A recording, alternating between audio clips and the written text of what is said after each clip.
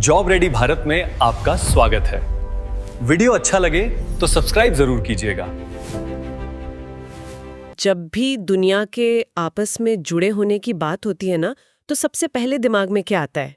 Internet या फिर वो आसमान में घूमते सैटेलाइट्स? हाँ बिल्कुल। या फिर समुद्र के नीचे बिछी वो हजारों किलोमीटर लंबी फाइबर ऑप्टिक केबल्स। हम बस इन्हीं चीजों के बारे में सोचते हैं। सही कहा। हम सिर्फ अदृश्य सिग्नल्स और डेटा ट्रांसफर के बारे में सोचते रह जाते हैं।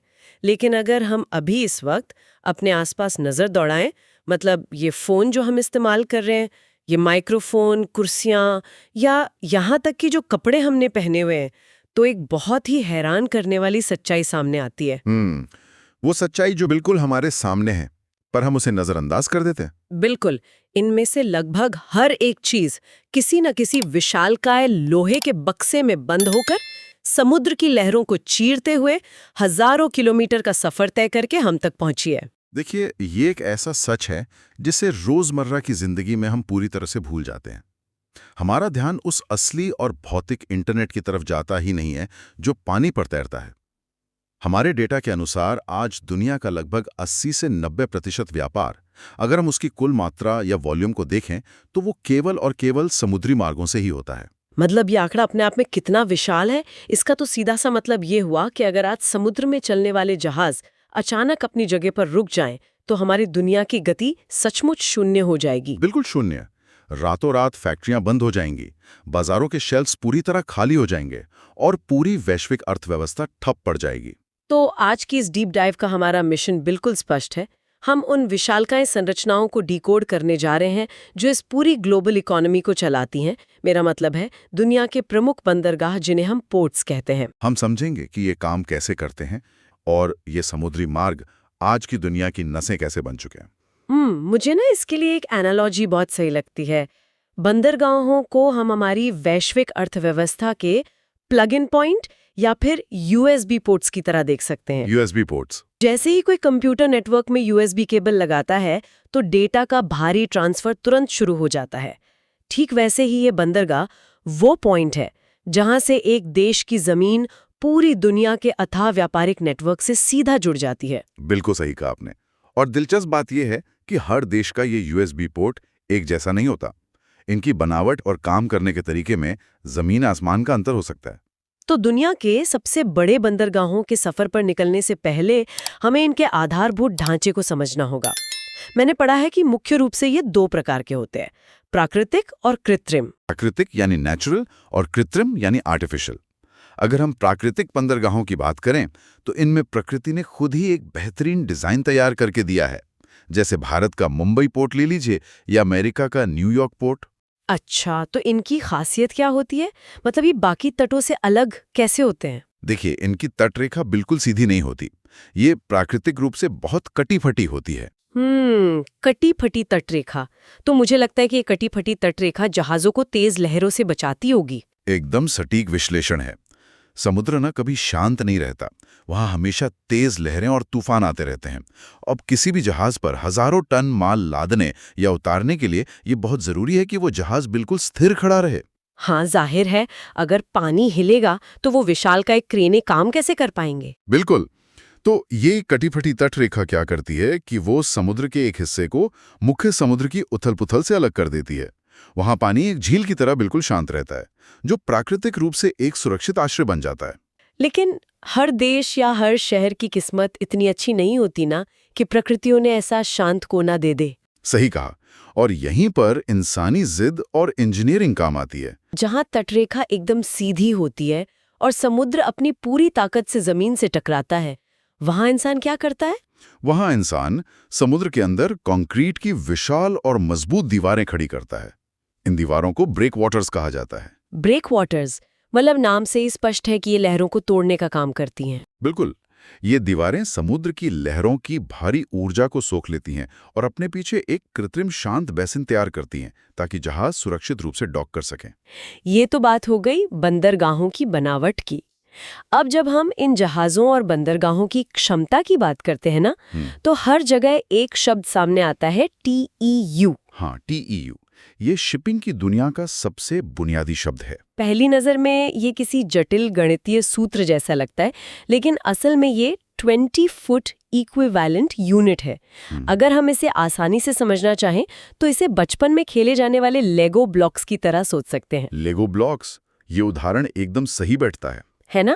शिपिंग की दुनिया में एक 20 फुट लंबा स्टैंडर्ड लोहे का कंटेनर होता है जो उनका बुनियादी लेगो ब्लॉक है। बिल्कुल। देखिए, आज से 60-70 साल पहले माल को बोरियों में, ड्रमों में या लकड़ी के बक्सों में लादा जाता था। तो उसे जहाज में सेट करना एक पहेली सुलझाने जैसा होता होगा। सही कहा। लेकिन फिर इस स्टैंडर्ड लेगो ब्लॉक यानी कंटेनर का आविष्कार हुआ। अब सब कुछ इन्हीं 20 फुट या 40 फुट के बक्सों में जाता है। पूरी दुनिया के बंदरगाहों की क्षमता इसी TEU में मापी जाती है कि कोई बंदरगाह एक साल में ऐसे कितने लाखों कंटेनर्स को जहाज से उतार या चढ़ा सकता है। तो अब हमारे पास सुरक्षित बंदरगाह हैं और उनमें रखे जाने वाले स्टैंडर्ड कंटेनर्स भी हैं। हमारे स्रोतों से पता चलता है कि दुनिया की कुछ प्रमुख समुद्री धमनियां हैं जिनके बिना व्यापार संभव ही नहीं है। हाँ, समुद्र में कोई पक्की सड़कें या डामर वाले हाईवे तो नहीं है, लेकिन फिर भी कुछ अदृश्य हाईवे हैं जो बहुत ज्यादा व्यस्त रहते हैं। उत्तरी अटलांटिक मार्ग शायद इनमें सबसे प्रमुख है। बिल्कुल। उत्तरी अटलांटिक मार्ग पश्चिमी यूरोप की विशाल औद्योगिक शक्ति को उत्तरी अमेरिका के उपभोक्ता बाजारों से जोड़ता है।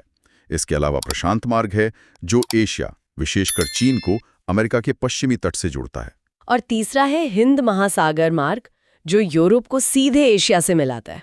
और जब हम इस हिंद महासागर मार्ग की बात करते हैं तो मुझे तुरंत पनामा नहर और स्वेज नहर का ख्याल आता है। हाँ, वो दोनों बहुत ही अहम है। मतलब ये सिर्फ पानी के रास्ते नहीं है, बल्कि ये तो एक तरह की बॉटल की गर्दन या चोक पॉइंट्स की तरह काम करते हैं। यहाँ आपने जो चोक पॉइंट शब्द इस्तेमाल किया वो बहुत अहम है। चोक पॉइंट का मतलब है जहां से दुनिया का भारी ट्रैफिक गुजरने के लिए मजबूर है। मजबूरी इसलिए क्योंकि दूसरा रास्ता बहुत लंबा है। बिल्कुल। स्वेज नहर की इंजीनियरिंग ने भूमध्य सागर को लाल सागर से जोड़ दिया। इससे जहाजों को अफ्रीका महाद्वीप का जो पूरा चक्कर लगाने की मजबूरी थी ना, वो खत्म हो गई। इन दोनों नहरों ने यात्राओं को हजारों किलोमीटर और कई हफ्तों तक कम कर दिया है। ये समय और ईंधन की इतनी बड़ी बचत है कि कोई भी जहाज इन नहरों की भारी फीस देने से नहीं कतराता। हमारे नोट्स में एक बहुत ही रोचक तथ्य ये भी है कि स्वेज नहर के उत्तरी प्रवेश द्वार को पोर्ट सईद कहा जाता है। हाँ, पोर्ट सईद। ये एक ऐसा महत्वपूर्ण जंक्शन है जो पूर्वी और पश्चिमी दुनिया को आपस में जोड़ता है। तो अब इन संकरे रास्तों से गुजरते हुए चलिए हम उस दिशा में चलते हैं जहां से दुनिया का सबसे ज्यादा माल बनकर निकल रहा है, यानी एशिया। एशिया का स्केल ही अलग है। बिल्कुल। हमारे पास जो डेटा है वो सच में आंखें खोलने वाला है।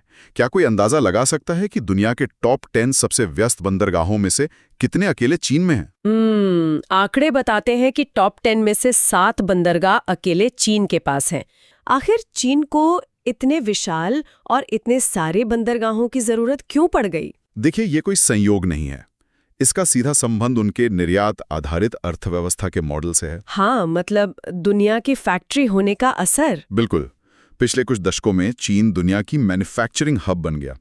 जब पूरी दुनिया के लिए इलेक्ट्रॉनिक सामान, कपड़े और मशीनरी एक ही देश में बन रही हो, तो उस भारी सामान को देश से बाहर धकेलने के लिए एक बहुत बड़े निकास द्वार की जरूरत पड़ेगी ही। और इसीलिए उन्होंने इतने बड़े स्तर पर बंदरगाहों का निर्माण किया।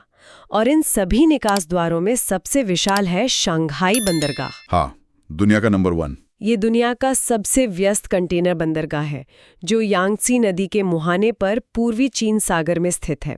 ये सालाना लगभग 50 मिलियन यानी 5 करोड़ TEU हैंडल करता है। 5 करोड़ कंटेनर?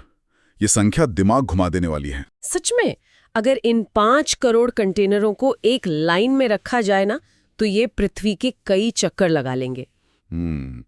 लेकिन शंघाई का ये सफर इतना आसान नहीं था। यांगजी नदी के मुहाने पर गहराई बहुत कम थी और जैसे जैसे दुनिया में जहाजों का आकार बढ़ता गया, शंघाई के सामने एक बड़ा संकट खड़ा हो गया कि ये विशालकाय जहाज उस उथले पानी में अंदर कैसे आएंगे। बिल्कुल। और यहीं पर मुझे यांगशान डीप वाटर पोर्ट की कहानी ने सबसे ज्यादा प्रभावित किया। मतलब जब शंघाई के पास जमीन पर गहरा पानी नहीं बचा तो उन्होंने मुख्य भूमि से दूर समुद्र के बीच में एक द्वीप पर ही बंदरगाह बना डाला। हाँ, ये इंजीनियरिंग का एक अद्भुत कारनामा है। और उस द्वीप को जमीन से जोड़ने के लिए उन्होंने टोंघाई ब्रिज बना दिया। मतलब इंसान की कल्पना देखिए कि कैसे उन्होंने भूगोल की सीमाओं को ही खत्म कर दिया। सही कहा। 2010 में सिंगापुर को पछाड़कर नंबर 1 का ताज पहना था। ये एक बहुत ही शानदार उदाहरण है कि कैसे इंफ्रास्ट्रक्चर में किया गया निवेश किसी देश को वैश्विक व्यापार के शिखर पर ले जा सकता है। अब चूंकि शंघाई ने सिंगापुर को पछाड़ा, तो हमें सिंगापुर बंदरगाह को भी समझना होगा, जो आज वर्ल्ड रैंक में नंबर 2 पर है। सिंगापुर का मॉडल शंघाई से बिल्कुल अलग है। हाँ, चीन तो बहुत कुछ बनाता है, इसलिए शंघाई व्यस्त है, लेकिन सिंगापुर तो खुद में एक बहुत छोटा सा देश है ना, वहाँ विशाल फैक्ट्रियां तो है नहीं। बिल्कुल नहीं। मुझे ऐसा लगता है कि ये एक विशाल वाईफाई राउटर की तरह काम कर रहा है। माल कहीं और से आता है और कहीं और चला जाता है। वाईफाई राउटर की एनालॉजी काफी करीब है, लेकिन अगर हम इसे एक विशाल ग्लोबल पोस्ट ऑफिस के रूप में देखें तो ये और भी सटीक बैठेगा। एक डिस्ट्रीब्यूशन सेंटर की तरह। हाँ, तकनीकी भाषा में इसे ट्रांसशिपमेंट हब कहा जाता है। तो इसका मतलब है कि एक बहुत बड़ा जहाज, जिसे हम मदरशिप कहते हैं, वो यूरोप या अमेरिका से आता है, वो अपना सारा माल सिंगापुर में उतारता है और फिर वहां से दर्जनों छोटे छोटे जहाज उस माल को बांटकर अलग अलग एशियाई देशों में ले जाते हैं। एकदम सही, यही इसकी पूरी कार्यप्रणाली है। माल वहां रुकता नहीं है, बस गाड़ियां बदलता है। और ऐसा करने के लिए सिंगापुर की भौगोलिक स्थिति उसे दुनिया में सबसे ज्यादा फायदा पहुंचाती है। हाँ, ये मलक्का जलसंधि के एकदम रणनीतिक चौक पॉइंट पर बैठा है। ये पूर्व और पश्चिम के व्यापार का मुख्य चौराहा है। इसके कनेक्टिविटी का आलम यह है कि ये 123 देशों के 600 से अधिक बंदरगाहों से सीधा जुड़ा हुआ है। ये तो सच में दुनिया का सबसे कनेक्टेड पोर्ट हुआ। इसके अलावा एशिया में हांगकांग का बंदरगाह भी है, जो 9वें नंबर पर है। ये पर्ल नदी के डेल्टा पर है। हाँ, और इसकी सबसे बड़ी ताकत यह है कि ये एक फ्री पोर्ट है, जहां आयातित माल पर कस्टम ड्यूटी नहीं लगती। और साथ ही दक्षिण कोरिया का बुसान बंदरगाह है, जो देश का 80% कंटेनर व्यापार संभालता है। अब देखिए, एशिया से ये करोड़ों कंटेनर निकल तो गए हैं, लेकिन इन्हें खपाने के लिए एक बहुत बड़े उपभोक्ता बाजार की जरूरत होती है। एक विशाल स्पंज की तलाश जो इस सारे माल को सोख सके। हाँ, और ये स्पंज है यूरोप। बिल्कुल। यूरोप पहुंचने वाले इस भारी व्यापार को संभालने के लिए महाद्वीप को एक विशाल प्रवेश द्वार की आवश्यकता है, और वो प्रवेश द्वार है रॉटरडैम बंदरगाह, जो नीदरलैंड में स्थित है। इसे पूरे यूरोप का यूरोपोर्ट भी तो कहा जाता है ना? हाँ, ये राइन और म्यूज नदियों के डेल्टा पर स्थित है। हमारे डेटा में एक शब्द का जिक्र है, हिंटरलैंड। इसका क्या मतलब है? देखिए, हिंटरलैंड का अर्थ है बंदरगाह के पीछे का वो जमीनी इलाका जिसे वो पोर्ट अपनी सेवा देता है। रॉटरडैम की असली ताकत समुद्र में नहीं, बल्कि जमीन पर है। अच्छा, वो कैसे? ये पूरे यूरोप में नदियों, नहरों और रेल नेटवर्क के जाल से इतनी मजबूती से जुड़ा हुआ है कि रॉटरडैम में उतरा माल बिना किसी देरी के जर्मनी, फ्रांस और पूरे यूरोप के औद्योगिक केंद्रों तक सीधा पहुंच जाता है। समझ गई, मतलब कनेक्टिविटी ही इसकी जान है। यूरोप में एक और नाम है जो मुझे बहुत हैरान करता है, एंटवर्प ब्रूजेस बंदरगाह। ये यूरोप का दूसरा सबसे बड़ा बंदरगाह है। हाँ। और ये दुनिया के सबसे बड़े रसायन समूहों का घर भी है। लेकिन जब मैंने इसे नक्शे पर देखा ना, तो मुझे अपनी आंखों पर यकीन नहीं हुआ। एंटवर्प समुद्र तट पर है ही नहीं, ये तो जमीन के 80 किलोमीटर अंदर है। एक समुद्री बंदरगाह जमीन के इतने अंदर कैसे काम कर सकता है? देखिए, एंटवर्प शेल्ट नदी पर स्थित है। तो क्या वो नदी इतनी गहरी है? बिल्कुल। इस नदी का मुहाना इतना गहरा है और वहां ज्वार भाटे का चक्र ऐसा चलता है कि विशालकाय समुद्री जहाज आसानी से 80 किलोमीटर जमीन के अंदर तक पहुंच सकते हैं। लेकिन कोई जहाज 80 किलोमीटर अंदर क्यों जाना चाहेगा? वो समुद्र तट पर ही माल क्यों नहीं उतार देता? इसका सीधा सा जवाब है अर्थशास्त्र। पानी के जरिए माल ले जाना ट्रकों या ट्रेनों से ले जाने के मुकाबले कई गुना सस्ता होता है। ओहो, अब समझी। हाँ, अगर जहाज माल को सीधे जमीन के 80 किलोमीटर अंदर तक ले जाए तो कंपनियों का जमीनी लॉजिस्टिक्स और ट्रांसपोर्टेशन का जो भारी खर्च होता है वो बच जाता है। ये एक बहुत बड़ा आर्थिक फायदा है। कमाल है। मतलब एक एक पैसा बचाने के लिए कैसा भूगोल और इंजीनियरिंग का सहारा लिया जा रहा है। अब यूरोप की तरह ही एक और बड़ा स्पंज है जो दुनिया भर के सामान की खपत करता है, और वो है अमेरिका।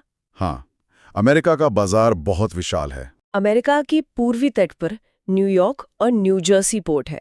ये हडसन नदी के मुहाने पर है और अमेरिका के सबसे घनी आबादी वाले और अमीर बाजार को सीधे अपनी सेवा देता है।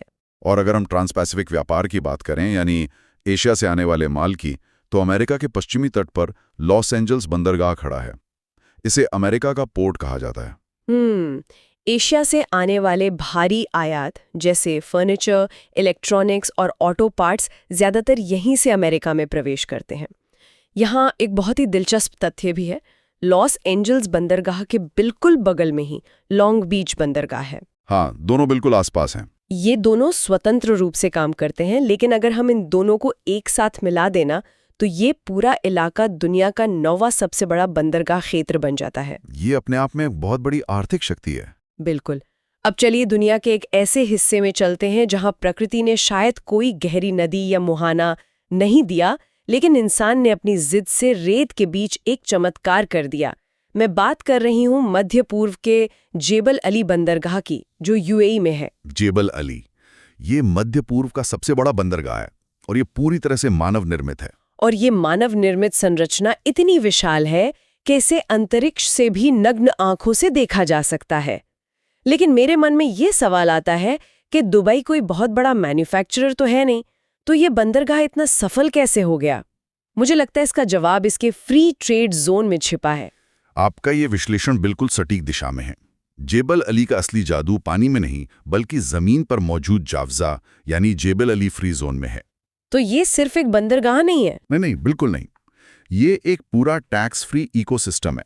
हजारों वैश्विक कंपनियां यहाँ बाहर से कच्चा माल मंगाती हैं, उसे यहीं पर असेंबल करती हैं और फिर बिना कोई टैक्स चुकाए वापस दुनिया के अलग अलग हिस्सों में एक्सपोर्ट कर देती हैं।